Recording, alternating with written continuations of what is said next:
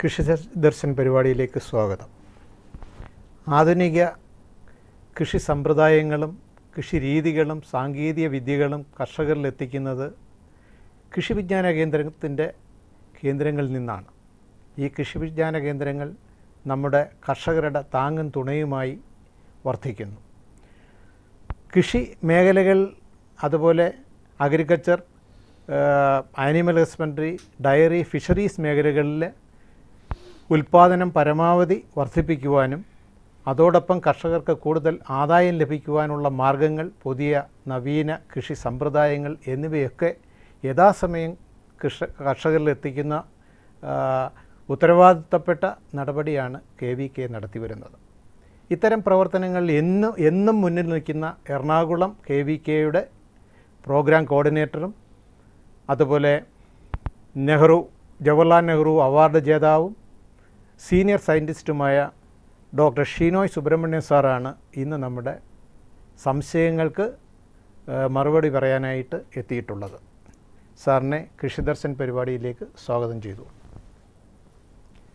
Sir, നമ്മുടെ കൃഷി വിജ്ഞാന കേന്ദ്രങ്ങൾ, എനിക്ക് തോന്നുന്നു നമ്മുടെ എറണാകുളം കൃഷി വിജ്ഞാന കേന്ദ്രം CMFRAയുടെ അധീനതയിൽ 1977 ആണ് തുടങ്ങിയത്.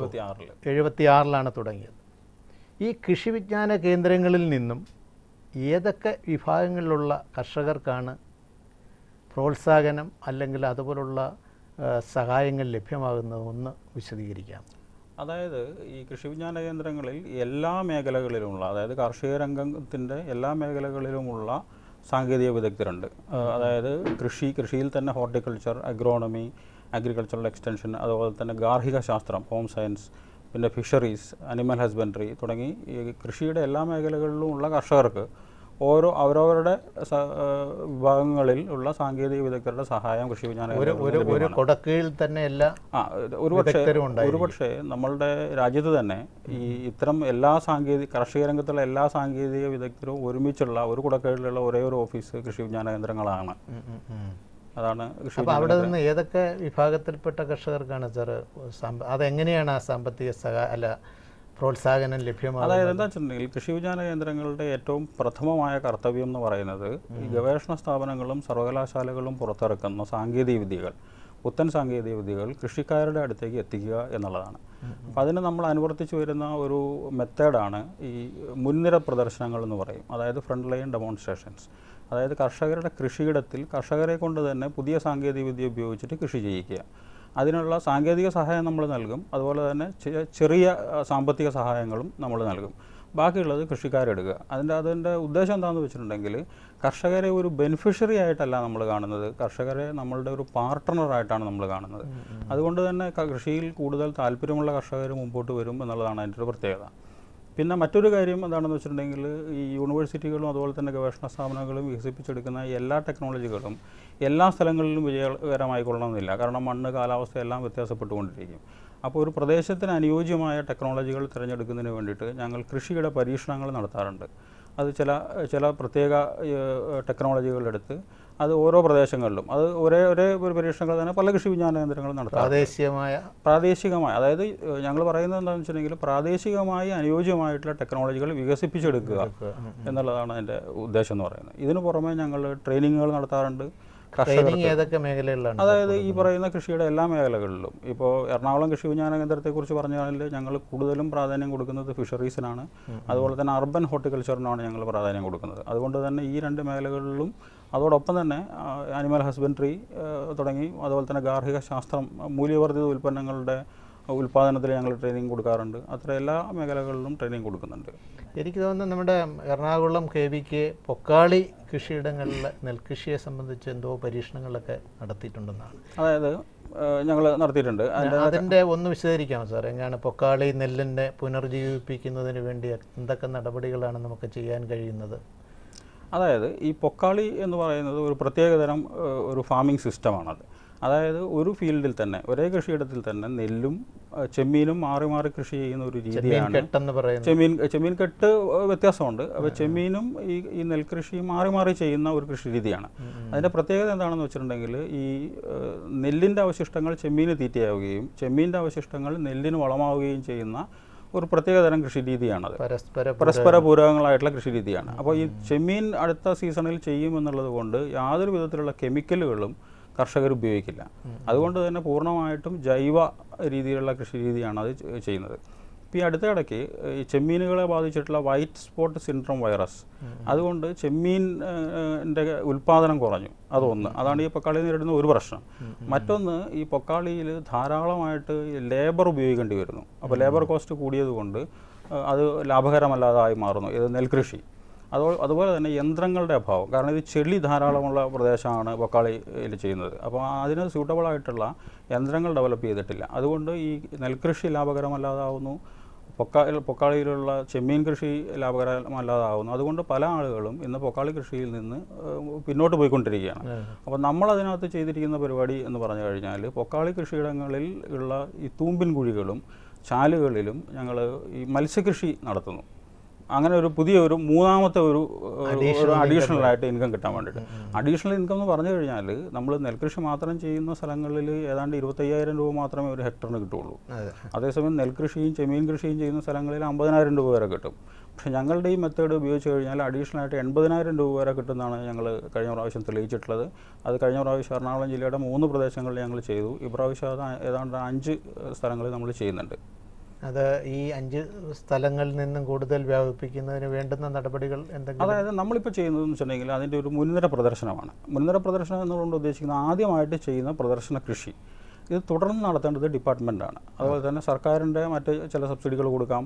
അതുപോലെ തന്നെ ഇതിന് ചില പോളിസി ഇഷ്യൂസ് ഉണ്ട്. കാരണം എന്താണെന്ന് വെച്ചിട്ടുണ്ടെങ്കിൽ, ചെമ്മീൻ കെട്ടുകൾ ഈ പൊക്കാളി കൃഷി ഇടങ്ങളിൽ ഒരു പ്രത്യേക പീരീഡിൽ മാത്രമേ, നവംബർ മുതൽ ഏപ്രിൽ വരെ മാത്രമേ ലൈസൻസ് കൊടുത്തിട്ടുള്ളൂ. അപ്പോൾ ആ ലൈസൻസ് പീരീഡിൽ ഈ ചെമ്മീൻ വളരുന്നത് പോലെ മീൻ വളരില്ല. മീൻ വളരണമെങ്കിൽ മിനിമം ഒരു 8 മാസം വേണം. അപ്പോൾ ആ 8 മാസത്തേക്ക് കൂടി ലൈസൻസ് എക്സ്റ്റെൻഡ് ചെയ്യേണ്ട ഒരു ഇതുണ്ട്. അതൊരു സർക്കാരിൻ്റെ പോളിസി മാറ്ററാണ്. അപ്പം ഗവേഷണ സ്ഥാപനങ്ങൾ, CMFRI എന്ന് പറയുന്നത് ഒരു ഗവേഷണ സ്ഥാപനമാണ്. അപ്പോൾ ഗവേഷണ സ്ഥാപനങ്ങളിൽ നിന്ന് ടെക്നോളജികൾ പുറത്തു വരുന്നു. അത് ഉപയോഗപ്രദമായ രീതി ആണെന്ന് കണ്ടു കഴിഞ്ഞാൽ ഗവൺമെൻറ്റുകൾ പോളിസിയിൽ മാറ്റം വരുത്തേണ്ടതുണ്ട്. സാർ, അത് ഒരു ചോദിച്ചോട്ടെ, KVKകൾ CMFRIയുടെ കൺട്രോൾ മാത്രമാണോ അതോ മറ്റ്? അതായത് നമ്മളുടെ ഇപ്പോൾ CMFRI എന്ന് പറയുന്നത് ദേശീയ കാർഷിക ഗവേഷണ കൗൺസിലിൻ്റെ ഒരു ഗവേഷണ സ്ഥാപനമാണ്. അപ്പോൾ അതുപോലെ CMFRI പോലെയുള്ള മറ്റ് CPCRIയുടെ കീഴിലും അതുപോലെ തന്നെ ഇന്ത്യൻ ഇൻസ്റ്റിറ്റ്യൂട്ട് ഓഫ് സ്പൈസസ് റിസർച്ചിൻ്റെ കീഴിലുമെല്ലാം കൃഷി വിജ്ഞാന കേന്ദ്രങ്ങളുണ്ട്. അതുപോലെ തന്നെ നമ്മുടെ സംസ്ഥാന കാർഷിക സർവകലാശാലകളുടെ കീഴിലും കൃഷി വിജ്ഞാന കേന്ദ്രങ്ങളുണ്ട്. ഇത് രണ്ടും കൂടാതെ NGOകളുടെ കീഴിലും കൃഷി വിജ്ഞാന കേന്ദ്രങ്ങൾ പ്രവർത്തിക്കുന്നുണ്ട്. NGOമാരുടെ കീഴിൽ അവരുടെ അധീനതയിൽ പ്രവർത്തിക്കുന്ന കൃഷി വിജ്ഞാന കേന്ദ്രങ്ങളിൽ നിന്നും ഇതേ സഹായങ്ങൾ തന്നെയാണോ കർഷകർ? തീർച്ചയായിട്ടും ഇതേ സഹായങ്ങൾ തന്നെയാണ് കിട്ടുക. പക്ഷേ അതിൻ്റെ ഒരു വ്യത്യാസം എന്താണെന്ന് വെച്ചിട്ടുണ്ടെങ്കിൽ, ഞങ്ങൾക്ക് ഇപ്പോൾ ഞങ്ങളെ സംബന്ധിച്ച് പറയുകയാണെങ്കിൽ CMFRI പോലുള്ള, അത് ഭാരതത്തിലെ ഏഷ്യയിലെ തന്നെ ഏറ്റവും വലിയ മത്സ്യ ഗവേഷണ സ്ഥാപനമാണ്. ആ സ്ഥാപനത്തിൻ്റെ ഒരു സപ്പോർട്ട് എന്ന് പറയുന്നത് വലിയതാണ്. അത് മറ്റു പല കൃഷി വിജ്ഞാന കേന്ദ്രങ്ങൾക്കും കിട്ടില്ല. അപ്പം പ്രാദേശികമായിട്ട് ചുരുങ്ങി പോകുന്നുണ്ട്. ഇത് കുറച്ച് കൂടുതൽ, അതെ, ഒരു നാഷണൽ പെർസ്പെക്റ്റീവ് അതിന് വരും. കാരണം ഞങ്ങൾക്ക് ഇങ്ങനെ വലിയൊരു സപ്പോർട്ട് ഉള്ളതുകൊണ്ട്. സാർ, അതുപോലെ തന്നെ നമ്മുടെ എറണാകുളം KVK കരിമീൻ കൃഷിയിൽ കുറേയേറെ മുന്നിലേക്ക് പോയിട്ടുണ്ടെന്ന് അറിയാൻ കഴിഞ്ഞു. തീർച്ചയായിട്ടും കൂടുകളിലെ കരിമീൻ കൃഷി, അതുപോലെ പാറമടകളിലെ കരിമീൻ കൃഷി, ഇതിൽ എന്തൊക്കെയാണ് നമുക്ക് പിന്നെ എറണാകുളം KVKക്ക് കണ്ടെത്താൻ കഴിഞ്ഞിട്ടുള്ളത്? എങ്ങനെയാണ് ഇത് പ്രോത്സാഹിപ്പിക്കാൻ കഴിയുന്നത്? പുതിയ രീതിയിൽ നമ്മുടെ സംസ്ഥാന മത്സ്യമായി പ്രഖ്യാപിച്ചതിന് ശേഷം ധാരാളം യുവ കർഷകർ ഈ ഫീൽഡിലേക്ക് വരുന്നുണ്ട്, കരിമീൻ കൃഷിയിലേക്ക്. അവർക്ക് കൂടുതൽ പ്രയോജനകരമാകുന്ന രീതിയിൽ എന്തൊക്കെ ഉപദേശങ്ങളാണ് സാറിന് നൽകാൻ കഴിയുന്നത്?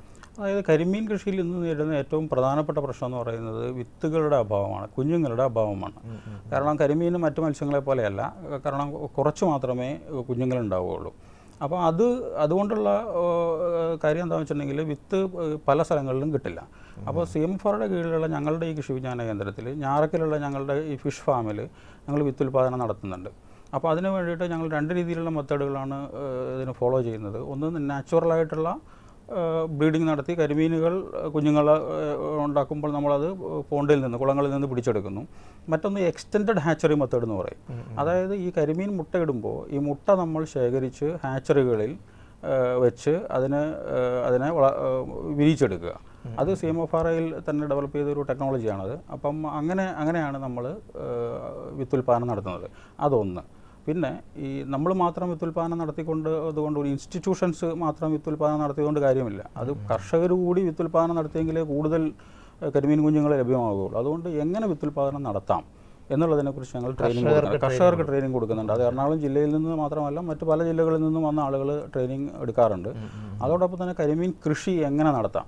കാരണം മറ്റു മത്സ്യങ്ങളെ പോലെയല്ല, കരിമീൻ വളരെ വേഗത്തിൽ വളരുന്ന മത്സ്യമല്ല. ഇപ്പോൾ കരിമീൻ കൃഷി എങ്ങനെ നടത്താം എന്നുള്ളതിനെക്കുറിച്ച് ഞങ്ങൾ ട്രെയിനിങ് കൊടുക്കുന്നുണ്ട്. അതുപോലെ തന്നെ കൂടുകളിൽ, ഇപ്പോൾ ചെറിയ ചെറിയ കൂടുകളിൽ എങ്ങനെ കരിമീൻ കൃഷി നടത്താം എന്നുള്ളതിനെക്കുറിച്ച് ഞങ്ങൾ ട്രെയിനിങ് കൊടുക്കാറുണ്ട്. കൂടുകളിൽ കരിമീൻ കൃഷി നടത്തുന്നത് പ്രായോഗികമായിട്ട് കൂടുതൽ പ്രയോജനകരമായിട്ട് കണ്ടിട്ടുണ്ടോ സർ? തീർച്ചയായിട്ടും കണ്ടിട്ടുണ്ട്. ഇപ്പോൾ കൂടുകളിൽ ചില ഏരിയകളിലാണ് നമ്മൾ റെക്കമെൻഡ് ചെയ്യുന്നത്. ഇപ്പോൾ ഉദാഹരണത്തിന് എറണാകുളം ജില്ലയുടെ കിഴക്കൻ പ്രദേശങ്ങളിൽ, മലയോര പ്രദേശങ്ങളിൽ ഏതാണ്ട് 700-ഓളം പാറമടകളുണ്ട്, ആഴം കൂടിയ പാറമടകൾ. അപ്പോൾ അതിനകത്തുള്ള ഏറ്റവും വലിയ പ്രശ്നം ഈ ആഴം കൂടിയ പാറമടകളിൽ നിന്ന് ഈ മീൻ പിടിച്ചെടുക്കാൻ ബുദ്ധിമുട്ടുണ്ട്. കാരണം ഇപ്പോൾ സംസ്ഥാന ഗവൺമെൻറ് നടപ്പാക്കുന്ന പല പദ്ധതികളിലും മീൻ കുഞ്ഞുങ്ങളെ വിതരണം നടത്താറുണ്ട്. അപ്പോൾ ഈ മീൻ കുഞ്ഞുങ്ങളെ പാറമടകളിലിട്ട് വളർത്തുമ്പോഴുള്ള പ്രശ്നം പിടിച്ചെടുക്കാൻ ബുദ്ധിമുട്ട്. അപ്പം അത്തരം സാഹചര്യങ്ങളിൽ നമ്മൾ ഈ കൂടുകളിൽ അത്തരം പാറമടകളിൽ മത്സ്യത്തിനെ നിക്ഷേപിച്ച് വളർത്തുന്ന ഒരു പരിപാടി, അതിൻ്റെ ഫ്രണ്ട് ലൈൻ ഡെമോൺസ്ട്രേഷൻസും മുൻനിര പ്രദർശനങ്ങളും ഞങ്ങൾ ധാരാളമായിട്ട് നടത്തുന്നുണ്ട്. വളരെ വിജയകരമായിട്ട് നടക്കുന്നു. കാരണം എന്താ വെച്ചിട്ടുണ്ടെങ്കിൽ ഒരു കൂടിന് 4500-ഓളം രൂപയാണ് മുടക്കേണ്ടി വരിക. അത് 5 വർഷത്തേക്ക് ഉപയോഗിക്കാം.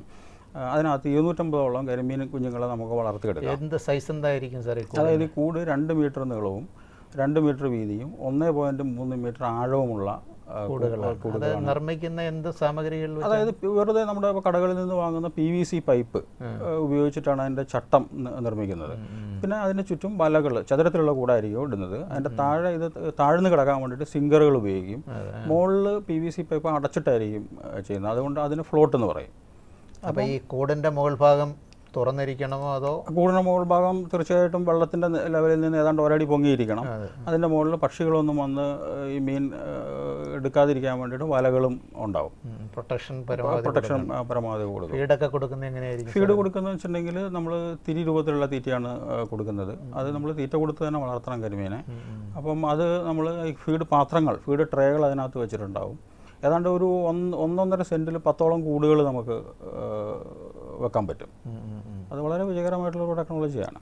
അതുപോലെ മത്സ്യകൃഷിയിലും വളരെ മുന്നിലേക്ക് KVKയുടെ പ്രവർത്തനങ്ങൾ വന്നിട്ടുണ്ടെന്നാണ് അറിയുന്നത്. തീർച്ചയായിട്ടും. കാരണം എന്താ വെച്ചിട്ടുണ്ടെങ്കിൽ ഞങ്ങളുടെ ഇപ്പം ഈ സെൻട്രൽ മറൈൻ ഫിഷറീസ് റിസർച്ച് ഇൻസ്റ്റിറ്റ്യൂട്ടിൻ്റെ എല്ലാവിധ സപ്പോർട്ടും, കാരണം CMFRയുടെ ഒരു പാർട്ടാണല്ലോ കൃഷി വിജ്ഞാന കേന്ദ്ര. അതുകൊണ്ട് മത്സ്യകൃഷിയിൽ വന്നിട്ടുണ്ട്. ഇപ്പോൾ അടുത്തിടയ്ക്ക് ഞങ്ങൾ ഒരു നാഷണൽ ട്രെയിനിങ് തന്നെ മറ്റുള്ള KVKകളിലെ സാങ്കേതിക വിദഗ്ധർക്ക് വേണ്ടിയിട്ട് രാജ്യത്ത് മൊത്തത്തിലുള്ള ഞങ്ങളൊരു ട്രെയിനിങ് പ്രോഗ്രാം നടത്തുകയുണ്ടായി അടുത്തിടയ്ക്ക്.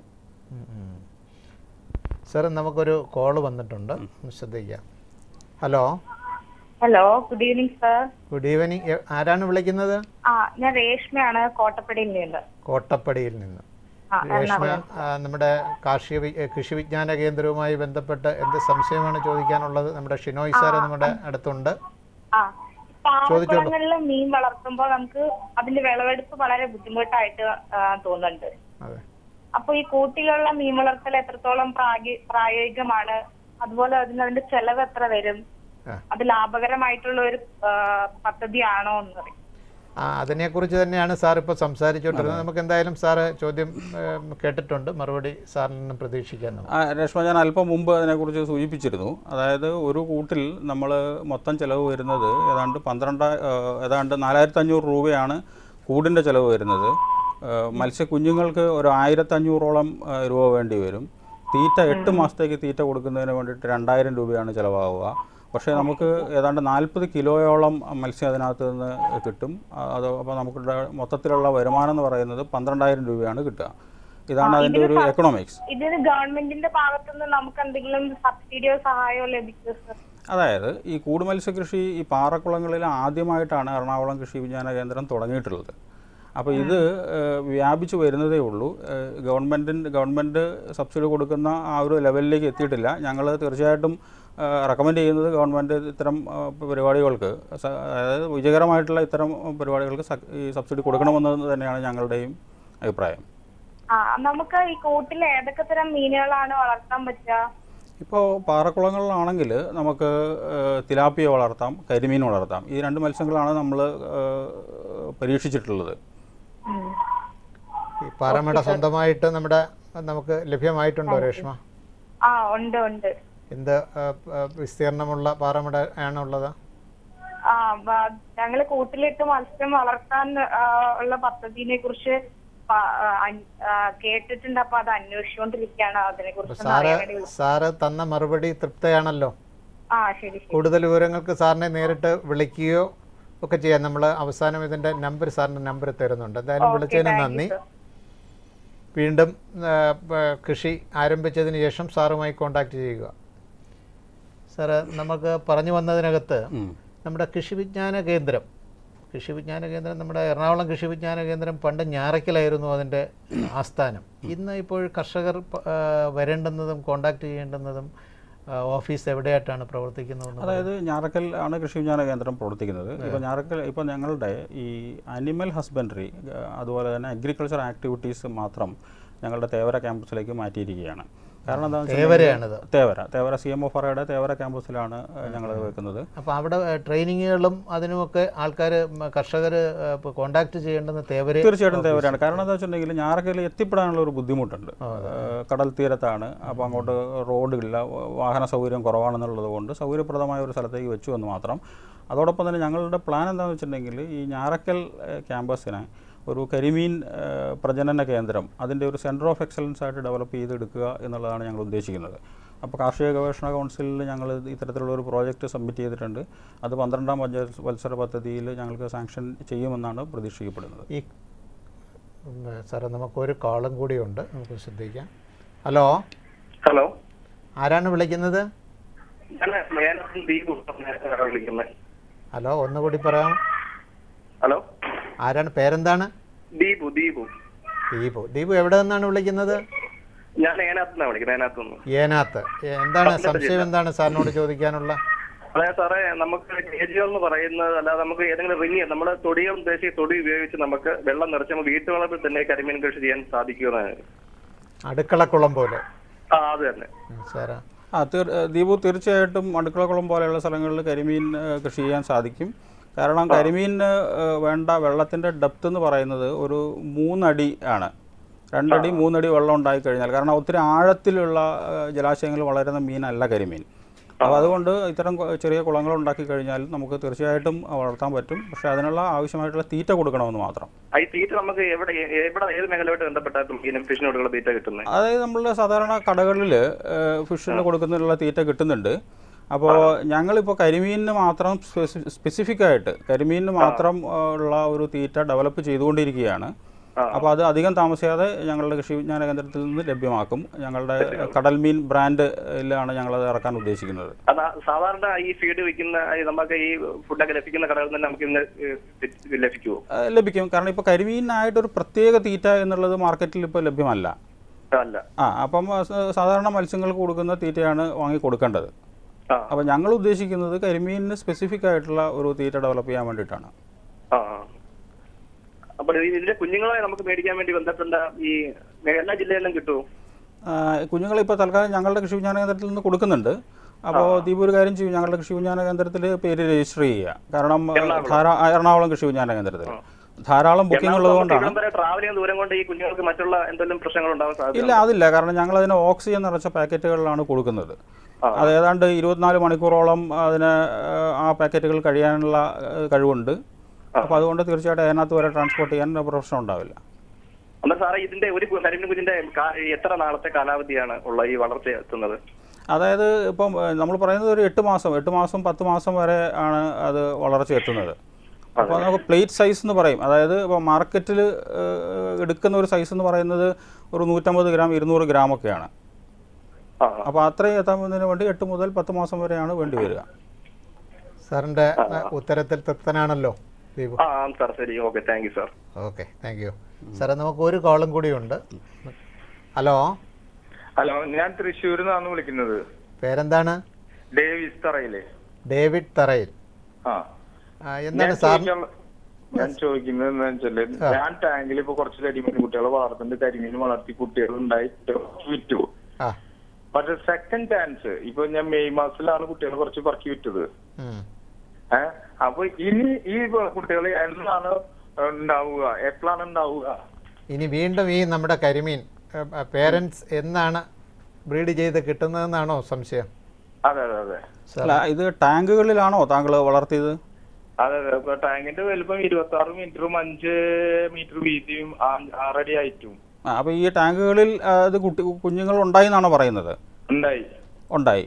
അപ്പോൾ അങ്ങനെയാണെന്നുണ്ടെങ്കിൽ അത് വീണ്ടും ടാങ്കുകളിൽ എത്ര സൈസുള്ള ടാങ്കുകളാണ്? 26 മീറ്റർ നീളം, 5 മീറ്റർ വീതി, 6 അടി താഴ്ച. ഓ, അത്ര വലിയ ടാങ്കുകളാണ്. ഏതാണ്ട് ഒരു കുളത്തിന്റെ സൈസ് വരുന്ന ടാങ്കുകളാണ്. അതന്നെ, കുളത്തിന്റെ സൈസ് വരുന്നത് ടാങ്ക്. ഓക്കെ. അപ്പോൾ അതായത് ഒരു വർഷത്തിനുള്ളിൽ വീണ്ടും കുഞ്ഞുങ്ങൾ ഉണ്ടാവും. സാധാരണ ഇതിൽ നമ്മൾ പറയുന്നത് ടാങ്കുകൾ ഉണ്ടാവില്ല എന്നാണ്. അതായത് ഞങ്ങൾ ഉദ്ദേശിക്കുന്നത് ചെറിയ ടാങ്കുകളാണ്. അപ്പോൾ താങ്കൾ ഉദ്ദേശിക്കുന്ന ടാങ്ക് എന്ന് പറയുന്നത് ഏതാണ്ട് ഒരു കുളം പോലെയുള്ള വലിയ കുളം എന്ന് വേണമെങ്കിൽ പറയാം. ഹലോ ഫോൺ കട്ടായി എന്ന് തോന്നുന്നു. നമുക്ക് സാറേ ഈ പറഞ്ഞു വന്നതിനകത്ത് തീറ്റയുടെ കാര്യം പറഞ്ഞു. കരിമീൻ തീറ്റ KVKയിൽ നിന്ന് ഉൽപ്പാദിപ്പിക്കാനായിട്ടുള്ള നടപടികൾ എടുത്തു വരുന്നുണ്ട്. അതുപോലെ ഈ കരിമീൻ എന്ന ബ്രാൻഡിന് ട്രേഡ് നെയിമിൽ KVK ധാരാളം ഉൽപ്പന്നങ്ങൾ കർഷകർക്ക് വേണ്ടി കീടനാശിനികൾ ഉൾപ്പെടെയുള്ള ഉൽപ്പന്നങ്ങൾ പുറത്തു കൊണ്ടുവന്നിട്ടുണ്ടെന്നാണ് എനിക്ക് മനസ്സിലാക്കാൻ കഴിഞ്ഞിട്ടുള്ളത്. അത് ഏതൊക്കെയാണെന്നും എവിടെയാണ് ലഭിക്കുന്നതെന്നും ഒന്ന്. കരിമീനല്ല, കടൽമീൻ. അതായത് കടൽമീൻ എന്ന് പറയുന്നത് CMFRAയുടെ ട്രേഡ് മാർക്കാണ്. അപ്പോൾ ആ ട്രേഡ് മാർക്കിലാണ് ഞങ്ങളുടെ പ്രൊഡക്റ്റുകൾ. അതായത് ഞങ്ങൾ ചെയ്യുന്നത് വിത്തുകൾ, ഈ പച്ചക്കറി വിത്തുകൾ, അതുപോലെ തന്നെ പച്ചക്കറി തൈകൾ, പ്രോട്രേകളിൽ വളർത്തിയ പച്ചക്കറി തൈകൾ, അതുപോലെ തന്നെ നല്ല നീം കേക്ക്, നീം ഓയിൽ, അതെല്ലാം കർഷകർക്ക് ജൈവ കൃഷിക്ക് ആവശ്യമായ സാധനങ്ങളാണ്. അതുപോലെ തന്നെ പഞ്ചഗവ്യ, സാറ് കേട്ടിട്ടുണ്ടാവും പഞ്ചഗവ്യയെ കുറിച്ച്. പഞ്ചഗവ്യ വളരെയധികം അതെല്ലാം ചേർത്തുണ്ടാക്കുന്ന ഒരു ഓർഗാനിക് ഒരു വളർച്ചാ തുരകം എന്ന് പറയാം. പച്ചക്കറികൾക്കൊക്കെ ഉപയോഗിക്കുന്നത് അത് നമ്മൾ ചെയ്യുന്നുണ്ട്. അതുപോലെ തന്നെ ഫിഷ് അമിനോ ആസിഡ്, അത് ഈ പച്ചക്കറികളിൽ തളിച്ചു കൊടുത്തു കഴിഞ്ഞാൽ നല്ലതാണ്. അപ്പോൾ അത്തരം സാധനങ്ങളൊക്കെയാണ് നമ്മൾ ഓർഗാനിക് കൃഷിക്ക് വേണ്ടുന്ന എല്ലാവിധ സാധനങ്ങളും നമ്മൾ കടൽമീൻ ബ്രാൻഡിൽ ഉൽപ്പാദിപ്പിക്കുന്നുണ്ട്. അതുപോലെ തന്നെ ഞങ്ങളിപ്പം ഫ്യൂച്ചറിൽ പ്ലാൻ ചെയ്യുന്നത് ഈ ഫെറമോൺ ട്രാപ്പുകൾ. കാരണം കീടനാശിനി ഉപയോഗിച്ചിട്ടാണല്ലോ പല കീടങ്ങളെ കൊല്ലുന്നത് സാധാരണ. അപ്പോൾ അതിന് ഫെറമോൺ ട്രാപ്പുകൾ ഉപയോഗിച്ച് കഴിഞ്ഞാൽ നമ്മൾക്ക് പച്ചക്കറിയിൽ ഈ രാസവസ്തുക്കളൊന്നും പറ്റാതെ തന്നെ നമുക്ക് അതെ ജൈവിക മാർഗം തന്നെ നമുക്ക് ഉപയോഗിക്കാം. അപ്പോൾ അത്തരം ഫെറമോൺ ട്രാപ്പുകൾ ഇതെല്ലാം ഉൽപ്പാദിപ്പിക്കാനുള്ള നടപടികളുണ്ട് ഞങ്ങൾക്ക്. അപ്പോൾ ആദ്യം പറഞ്ഞ സാധനങ്ങളൊക്കെ ഞങ്ങൾക്കിപ്പോൾ ഞങ്ങളുടെ കസ്തൂർബ നഗറിലുള്ള സെയിൽസ് കൗണ്ടറിലുണ്ട്, തേവരെ തന്നെ ലഭ്യമാണ്. അതുപോലെ തന്നെ ഈ കറിവേപ്പ് തൈകൾ അത് ഞങ്ങൾ ഉൽപ്പാദിപ്പിച്ച് കൊടുക്കുന്നുണ്ട്. വിത്തിട്ട് മുളപ്പിച്ച കറിവേപ്പ് തൈകൾ കൊടുക്കാറുണ്ട്. സാറേ, നമ്മുടെ പിന്നെ ഈ മുയൽ കൃഷിയിൽ ധാരാളം പ്രോത്സാഹനം എറണാകുളം KVK കൊടുക്കുന്നതായിട്ട് അറിയുന്നുണ്ട്. എന്തൊക്കെയാണ് സാർ, ആർക്കൊക്കെയാണ് ഇത് പ്രോത്സാഹനം കൊടുക്കുന്നത്? എന്തൊക്കെയാണ് പുതിയ കണ്ടുപിടുത്തങ്ങൾ എന്തൊക്കെയാണ് അതിനകത്ത്? അതായത് ഞങ്ങൾ വളരെ റെഗുലറായിട്ട് ഈ മുയൽ കൃഷിയിൽ ട്രെയിനിങ്ങുകൾ കൊടുക്കാറുണ്ട്. രണ്ട് കാര്യങ്ങളാണുള്ളത്. ഒന്ന്, മുയൽ എന്ന് പറയുന്നത് നമ്മൾ ഇറച്ചിക്ക് വേണ്ടിയിട്ടാണ് പല കർഷകരും മുയൽ വളർത്തൽ. മറ്റു ചില കർഷകർ എന്താണെന്ന് വെച്ചിട്ടുണ്ടെങ്കിൽ ഈ പ്രജനനം നടത്തി മുയൽ കുഞ്ഞുങ്ങളെ വിൽക്കും. അപ്പോൾ ഈ പ്രജനനം നടത്തി മുയൽ കുഞ്ഞുങ്ങളെ വിൽക്കുന്നത് വളരെയധികം ശ്രദ്ധിക്കേണ്ട കാര്യമാണ്. കാരണം ഇൻബ്രീഡിങ്, അന്തഃപ്രജനനമൊക്കെ ഉണ്ടാകാനുള്ള സാധ്യതയുണ്ട്. അപ്പോൾ ഞങ്ങൾ ഈ ശാസ്ത്രീയമായ രീതിയിൽ എങ്ങനെ പ്രജനനം നടത്തി അതിന് ചില രജിസ്റ്ററുകളൊക്കെ മെയിൻറ്റെയിൻ ചെയ്യുകയും അങ്ങനെ, കാരണം ഓരോ മുയലിനും ഓരോ നമ്പറുകളൊക്കെ കൊടുത്ത് അങ്ങനെയുള്ള ഒരു പ്രത്യേക രീതിയിലാണ്, ശാസ്ത്രീയമായ രീതിയിലാണ് ചെയ്യേണ്ടത്. അപ്പോൾ അത് എങ്ങനെ ചെയ്യാമെന്നുള്ളതിനെക്കുറിച്ച് പരിശീലനം കൊടുക്കുന്നുണ്ട്. അതുപോലെ തന്നെ ഇറച്ചിക്കായിട്ട് മുയലുകളെ വളർത്തുന്നത് എങ്ങനെയാണെന്നുള്ളതിനെക്കുറിച്ച് പരിശീലനം കൊടുക്കുന്നുണ്ട്. ഏത് തരം കൂടുകളാണ് ഉപയോഗിക്കേണ്ടത്, ഏത് തരം തീറ്റയാണ് ഉപയോഗിക്കേണ്ടത് എന്നുള്ളതിനെക്കുറിച്ചൊക്കെ ഞങ്ങൾ ഏതാണ്ട് മാസത്തിലൊരു പ്രാവശ്യം എന്നുള്ള രീതിയിൽ പരിശീലനം കൊടുക്കാറുണ്ട്. അതുപോലെ തന്നെ ഞങ്ങളിപ്പോൾ ഉദ്ദേശിക്കുന്നത് മുയലിനും ഇതുപോലെ തന്നെ തീറ്റ നമുക്ക് ഡെവലപ്പ് ചെയ്യേണ്ടതുണ്ട്. കാരണം മുയലിന് നമ്മൾ പുല്ല് കൊടുക്കുന്നതിനോടൊപ്പം തന്നെ ഈ ഖരരൂപത്തിലുള്ള തീറ്റ കൊടുക്കുന്നുണ്ട്. അപ്പോൾ അത് നമ്മൾ ഉൽപ്പാദിപ്പിക്കാനുള്ള ഒരു ശ്രമം നടക്കുന്നുണ്ട്. ഈ ട്രെയിനിങ്ങുകൾക്ക് നമ്മൾ എന്തെങ്കിലും ഫീസ് ഈടാക്കാറുണ്ടോ കർഷകർ? ട്രെയിനിങ്ങുകൾക്ക് നമ്മൾ ഫീസ് ഈടാക്കാറില്ല. കാരണം KVKകളുടെ ഒരു എല്ലാം സൗജന്യമായിട്ട് എല്ലാ ട്രെയിനിങ്ങുകളും KVKകളുടെ എല്ലാ ട്രെയിനിങ്ങുകളും സൗജന്യമാണ്. സാർ, ഈ മുയലിൻ്റെ ബ്രീഡിങ്ങിനെ കുറിച്ച് പറഞ്ഞപ്പോൾ ഇൻബ്രീഡിങ് നടത്താൻ സാധ്യത ഉണ്ട് എന്ന് പറഞ്ഞു. എന്താണ് അതുകൊണ്ട് ഉദ്ദേശിക്കുന്ന ഒന്ന്? അത് എന്താ കാര്യം എന്ന് വെച്ചിട്ടുണ്ടെങ്കിൽ നമ്മൾ തന്നെ അറിയാമല്ലോ, ഇപ്പം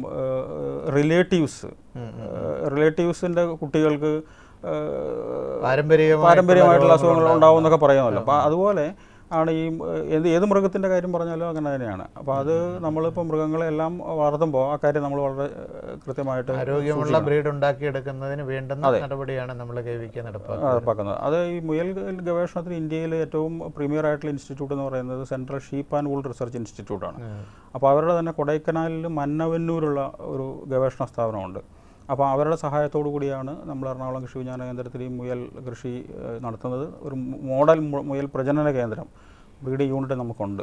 ട്രെയിനിങ് എല്ലാ മാസവും ഉണ്ടാകുമോ സാർ? അതോ സാധാരണഗതിയിൽ നമ്മൾ എല്ലാ മാസവും ട്രെയിനിങ് അത് എങ്ങനെയാണ് സാർ, അനൗൺസ് ചെയ്യുമോ അതോ? നമ്മൾ സാധാരണഗതിയിൽ പലരും ഇങ്ങനെ എൻക്വയറീസ് നടത്തും. അപ്പോൾ അവരുടെ എല്ലാം പേരെഴുതി വെച്ചിട്ട് അങ്ങനെ അവരെ എല്ലാവരെയും വിളിച്ചിട്ട് ട്രെയിനിങ് നടത്തും. അതൊരു മെത്തേഡ്. ഇല്ലെങ്കിൽ നമ്മൾ പേപ്പറിൽ പരസ്യം കൊടുക്കും. അതും അല്ലെങ്കിൽ ഞങ്ങളുടെ വെബ്സൈറ്റിൽ ഫാർമേഴ്സിന് രജിസ്റ്റർ ചെയ്യാനുള്ള അവസരം കൊടുത്തിട്ടുണ്ട്. അങ്ങനെ വെബ്സൈറ്റിൽ നമുക്ക് അങ്ങനെ ആൾ കിട്ടാറുണ്ട്. സാറേ, നമ്മുടെ ഈ എറണാകുളം കൃഷി വിജ്ഞാന കേന്ദ്രത്തിൻ്റെ പ്രവർത്തനങ്ങൾ വളരെ നല്ല രീതിയിൽ കൊണ്ടുപോകുന്നതിന് ചുക്കാൻ പിടിക്കുന്ന സാറിന് ആ പ്രദേശത്ത് നമ്മുടെ ഈ കർഷകർക്ക് പൊതുവായിട്ട് ഒരു ഉപദേശം നൽകാനായിട്ട് എന്താണുള്ളത്? അതായത് എന്താണെന്ന് വെച്ചിട്ടുണ്ടെങ്കിൽ നമ്മളിപ്പോൾ എറണാകുളം എന്ന് പറയുന്നത് ഒരു അർബൻ ഡിസ്ട്രിക്റ്റാണ്. അപ്പോൾ അർബൻ ഡിസ്ട്രിക്റ്റിൽ നമ്മളിപ്പോൾ കൂടുതൽ ആളുകളും കടകളിൽ നിന്നാണ് പച്ചക്കറികളൊക്കെ വാങ്ങുന്നത്.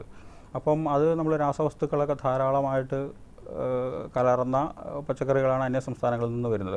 അപ്പോൾ സ്വന്തമായിട്ട് പച്ചക്കറി ഉണ്ടാക്കുക, ജൈവ രീതിയിൽ പച്ചക്കറി ഉണ്ടാക്കുക, അതിന് വേണ്ടിയിട്ട് വീടുകളുടെ ടെറസുകളിലെല്ലാം പച്ചക്കറി കൃഷി തുടങ്ങുക. അതിനുള്ള എല്ലാവിധ സഹായങ്ങളും എറണാകുളം കൃഷി വിജ്ഞാന കേന്ദ്രം നടത്തുന്നുണ്ട്. അതിനാവശ്യമായിട്ടുള്ള എല്ലാവിധ ഇൻപുട്ടുകളും കൃഷിക്കാർക്ക് ലഭ്യമാക്കാനാണ് ഞങ്ങളുടെ ശ്രമം. എന്നും കർഷകർക്ക് താങ്ങും തണലായി ഇനിയും കൃഷി വിജ്ഞാന കേന്ദ്രത്തിൻ്റെ പ്രവർത്തനങ്ങൾ തുടരട്ടെ എന്ന് നമുക്ക് പ്രത്യാശിക്കാം. നമ്മുടെ ഇന്നത്തെ അതിഥിയായി എത്തിയിട്ടുള്ള ഷിനോയ് സാറിൻ്റെ അഡ്രസ്സ് ഞാൻ പറയുന്നു. Doctor Shinoy Subrahmanyan, programme coordinator, senior scientist, Krishi Vigyan Kendra, Ernakulam, Kasturba Nagar, Kadavanthra post, Ernakulam. Pin 682020. Phone 9496303457. നന്ദി.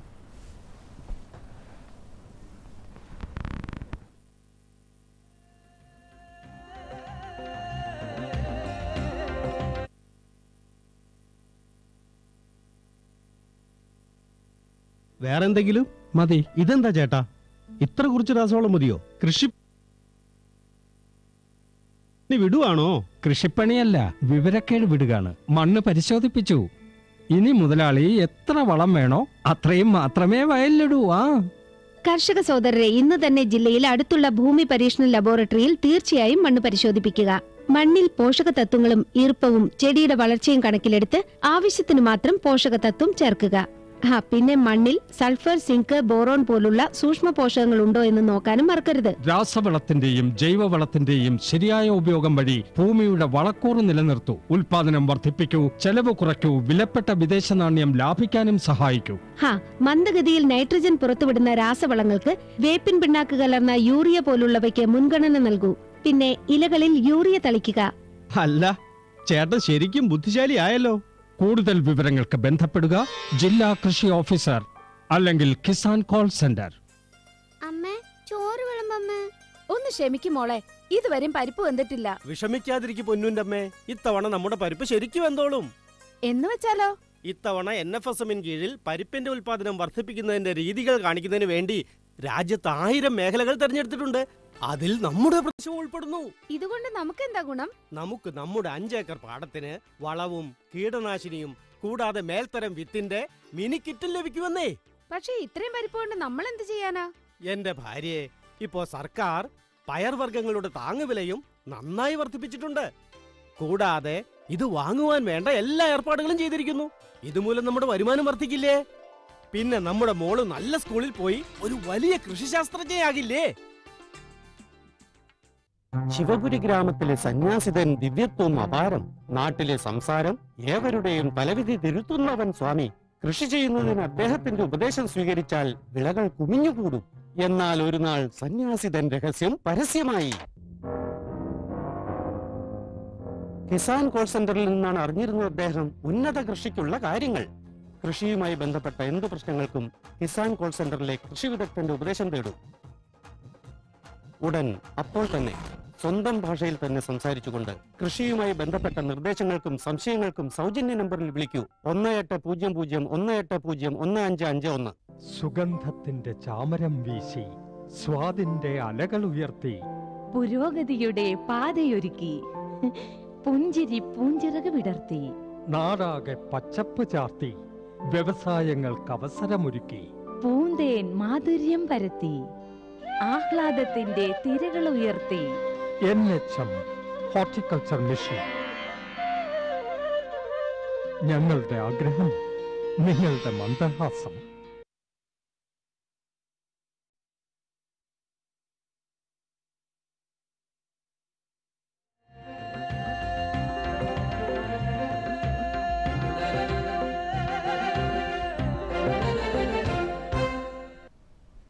നമസ്കാരം.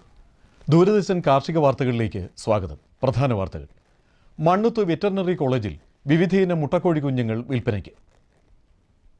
ചെലവില്ലാ പ്രകൃതി കൃഷിയിൽ പരിശീലനം. ക്ഷീരോൽപ്പന്ന മേഖലയിൽ പുതിയ വിപണി തേടി വിദേശ കമ്പനികൾ. വിശദമായ കാർഷിക വാർത്തകളിലേക്ക്. മണ്ണുത്തി വെറ്ററിനറി കോളേജിലെ പൗൾട്രി ആൻഡ് ഡക്ക് ഫാമിൽ ഗ്രാമശ്രീ ഗ്രാമലക്ഷ്മി ഇനത്തിൽപ്പെട്ട മുട്ടക്കോഴി, കാട എന്നിവയുടെ ഒരു ദിവസം പ്രായമായ കുഞ്ഞുങ്ങളുടെ വിൽപ്പനയ്ക്ക് വേണ്ടിയുള്ള ബുക്കിംഗ് ആരംഭിച്ചു. ഓരോന്നിനും 100 എണ്ണത്തിൽ കൂടുതൽ ആവശ്യമുള്ളവർ മുൻകൂട്ടി ബുക്ക് ചെയ്യേണ്ടതാണ്. കൂടുതൽ വിവരങ്ങൾക്ക് ബന്ധപ്പെടാവുന്ന ഫോൺ നമ്പർ 048723717178. ചെലവില്ലാ പ്രകൃതി കൃഷിയിൽ സുഭാഷ് പാലേക്കർ നേരിട്ട് പരിശീലനം നൽകുന്ന 2 ശില്പശാലകൾ 2014 ജനുവരി അവസാന ആഴ്ചയിലും ഫെബ്രുവരി ആദ്യ ആഴ്ചയിലുമായി നടത്തുന്നു. തെക്കൻ ജില്ലകൾക്ക് വേണ്ടി പത്തനംതിട്ട ജില്ലയിലെ അടൂരും വടക്കൻ ജില്ലകൾക്ക് വേണ്ടി മലപ്പുറം ജില്ലയിലെ തിരൂരുമാണ് തിരഞ്ഞെടുത്തിരിക്കുന്നത്. കർഷകർ, കർഷക തൊഴിലാളികൾ, സാമൂഹ്യ പ്രവർത്തകർ, പരിസ്ഥിതി ആരോഗ്യ പ്രവർത്തകർ, അധ്യാപകർ, വിദ്യാർത്ഥികൾ, വീട്ടമ്മമാർ, ഉദ്യോഗസ്ഥർ, കൃഷി ചെയ്യുവാൻ ആഗ്രഹിക്കുന്നവർ തുടങ്ങിയ എല്ലാവർക്കും ശില്പശാലയിൽ പങ്കെടുക്കാൻ അവസരമുണ്ടായിരിക്കും. കൂടുതൽ വിവരങ്ങൾക്ക് ബന്ധപ്പെടാവുന്ന ഫോൺ നമ്പറുകൾ 9446390839. മറ്റൊരു നമ്പർ 9446943277. തിരൂരങ്ങാടി ബ്ലോക്ക് തല കന്നുകാലി പ്രദർശനവും ക്ഷീര കർഷക സംഗമവും ഈ മാസം 24 രാവിലെ 8 മണി മുതൽ തേഞ്ഞിപ്പലം ഗ്രാമപഞ്ചായത്തിലെ AUP സ്കൂൾ പരിസരത്ത് നടത്തുന്നു. 400ഓളം ക്ഷീര കർഷകർ പങ്കെടുക്കുന്ന പരിപാടിയിൽ 100-ലധികം ഉരുക്കളുടെ പ്രദർശനം ഉണ്ടായിരിക്കും. ക്ഷീരോത്പാദന മേഖലയുമായി ബന്ധപ്പെട്ട് പ്രവർത്തിക്കുന്ന വിവിധ ഏജൻസികളുടെയും സ്ഥാപനങ്ങളുടെയും പ്രസിദ്ധീകരണങ്ങൾ, പാൽ ഉൽപ്പന്നങ്ങൾ, ക്ഷീര കർഷകർക്കും ക്ഷീരസംഘങ്ങൾക്കും ആവശ്യമായ വിവിധ ഉപകരണങ്ങൾ എന്നിവയുടെ പ്രദർശന സ്റ്റാളുകളും സംഘടിപ്പിച്ചിട്ടുണ്ട്. ഇന്ത്യൻ ക്ഷീരമേഖലയിൽ വിദേശ കമ്പനികൾ പുതിയ വിപണി കണ്ടെത്തുന്നു. പുളിപ്പിച്ച പാലുൽപ്പന്നങ്ങളായ തൈരും ലസ്സിയും വിവിധ രുചിയിലും നിറത്തിലും ഇന്ത്യക്കാർക്കിണങ്ങിയ രൂപത്തിലുള്ള ഇൻഡോവേഷനോട് കൂടിയാണ് ഫ്രഞ്ച് കമ്പനിയായ ഡോണോൺ വിപണിയിലെത്തിക്കുന്നത്.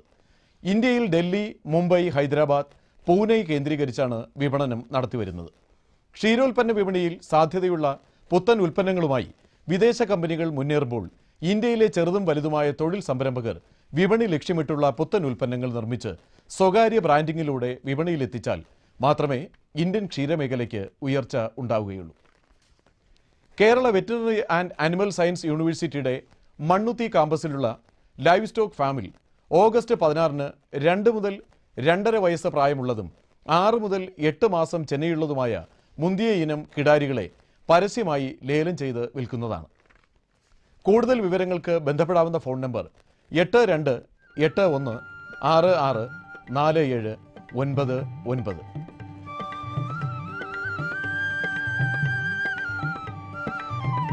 കേരള വെറ്റിനറി സർവകലാശാലയുടെ മണ്ണുത്തി ക്യാമ്പസിലുള്ള യൂണിവേഴ്സിറ്റി ലൈവ് സ്റ്റോക്ക് ഫാമിൽ സങ്കര ഇനം നേപ്പിയർ ഇനത്തിൽപ്പെട്ട CO2, CO3, CO4, കിള്ളിക്കുളം, ഗിനി എന്നിവയുടെ നടീൽ വസ്തുക്കൾ ലഭ്യമാണ്. 2 പതിറ്റാണ്ടിന് ശേഷമുള്ള ഏറ്റവും വലിയ പ്രളയക്കെടുതിയാണ് ഇത്തവണ കുട്ടനാടൻ കാർഷിക മേഖല ഇരയായത്. രണ്ടാം കൃഷി ഇറക്കിയ 4000 ഹെക്ടർ പാടശേഖരങ്ങളിൽ 2500 ഹെക്ടറോളം വെള്ളത്തിനടിയിലായി. 31ഓളം പാടങ്ങൾ മടവീഴ്ചയുടെ ദുരന്തവും ഏറ്റുവാങ്ങി. ആലപ്പുഴ ജില്ലയിലാകെ 54 കോടിയോളം രൂപയുടെ നാശനഷ്ടം ഉണ്ടായി. ഒരു റിപ്പോർട്ട്.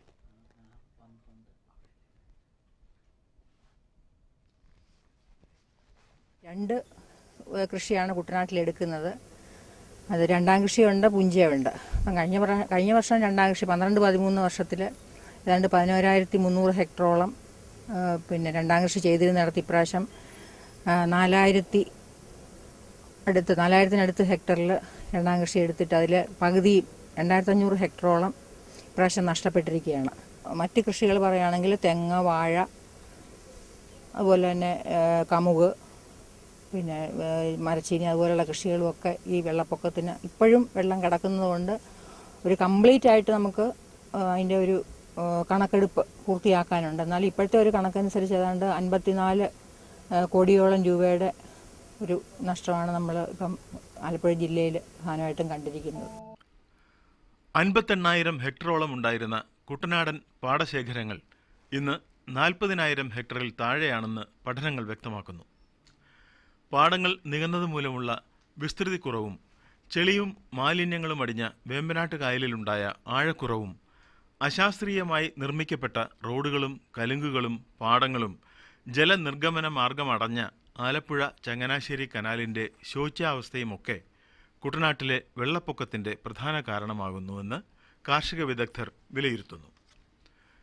കുട്ടനാട് കാർഷിക പാക്കേജ് അടിയന്തരമായി നിലവിൽ വരുത്തുക എന്നത് മാത്രമാണ് ഇതിനുള്ള ശാശ്വത പരിഹാരമെന്നും ചൂണ്ടിക്കാണിക്കപ്പെടുന്നു.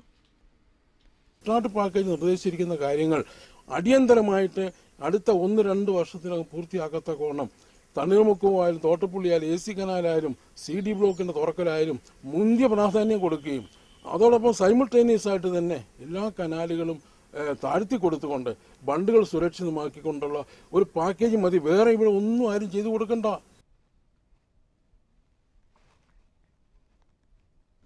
പച്ചക്കറി കൃഷി, ഉദ്യാന കൃഷി എന്നിവയ്ക്കുള്ള ഉണക്കിപ്പൊടിച്ച ചാണകം 2.5 കിലോഗ്രാം 20 കിലോഗ്രാം പാക്കിങ്ങിൽ ഫാം ഓഫീസിൽ കിട്ടും. കൂടുതൽ വിവരങ്ങൾക്ക് ബന്ധപ്പെടാവുന്ന ഫോൺ നമ്പർ 8281678675.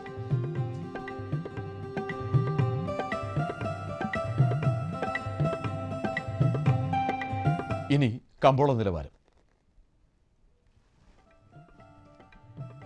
റബ്ബർ RSS 4 കിൻഡലിന് 19,400 രൂപ, റബ്ബർ RSS 5 കിൻഡലിന് 19,000 രൂപ, വെളിച്ചെണ്ണ 7,000 രൂപ, കൊപ്ര 5,050 രൂപ, കുരുമുളക് 41,000 രൂപ, നാളികേരം തൊണ്ടോട് കൂടിയത് 1000-ന് 5,600 രൂപ, നാളികേരം തൊണ്ടില്ലാതെ 1000-ന് 5,200 രൂപ. കമ്പോള അവലോകനം. കുരുമുളക് വിപണി കൊച്ചി. ഗാർബിൾഡ് കുരുമുളക് 41,000 രൂപ, അൺഗാർബിൾഡ് കുരുമുളക് 39,000 രൂപ. കുരുമുളക് വിപണി കൽപ്പറ്റയിൽ. ചേട്ടൻ കുരുമുളക് 38,500 രൂപ, വയനാടൻ കുരുമുളക് 39,000 രൂപ. കൊപ്ര വിപണി. കൊപ്ര കോഴിക്കോട് 5,050 രൂപ, തളിപ്പറമ്പ് 4,600 രൂപ, കാസർഗോഡ് 4,400 രൂപ. വെളിച്ചെണ്ണ കണ്ണൂർ 7,600 രൂപ, കോട്ടയം 7,300 രൂപ, ആലപ്പുഴ 6,950 രൂപ. കാലാവസ്ഥ. പ്രധാന നഗരങ്ങളിലെ താപനില. കണ്ണൂർ കൂടിയ താപനില 27.5 ഡിഗ്രി സെൽഷ്യസ്, കുറഞ്ഞ താപനില 22.6 ഡിഗ്രി സെൽഷ്യസ്. കോഴിക്കോട് 27.6, 24.2. കൊച്ചി 31.6, 21.8. ആലപ്പുഴ 31, 23.2. പുനലൂർ 32, 22.1.